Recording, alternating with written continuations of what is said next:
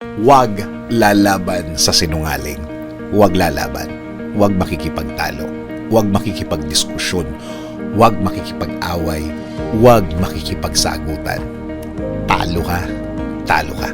Kaya nilang baligtarin ng instant ang kwento. Sa una, sila ang may kasalanan. Pero hihingi ng time o oras yan ng paliwanag. Magpapaliwanag daw siya at sana daw mapagbigyan mo. Pero kapag pinagbigyan mo, uunti-untiin ka na. Hindi mo mamamalayan na iniiba na niya ang kwento. Ang itim ay magiging puti na. Dati, siya ang may kagagawa ng lahat. Ngayon, sa pag-usad ng kwento niya, sila na o siya na ang magiging biktima ng nangyari. Siya na ang kawawa. Siya na ang mabuting tao. Siya na ang santo. Siya na ngayon ang dapat mong i-hug kasi daw hirap na hirap daw siya noon. Siya na ngayon ang bayani sa kwentong siya ang nag-umpisa sa gulong.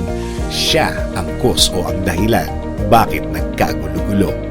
Paglipas ng panahon, unti-unting lalabas ang katotohanan. Unti-unting makikita mo at marirealize na biktima ka na, nabola ka, napasakay ka. In short, lumabas sa mga pangyayari, siya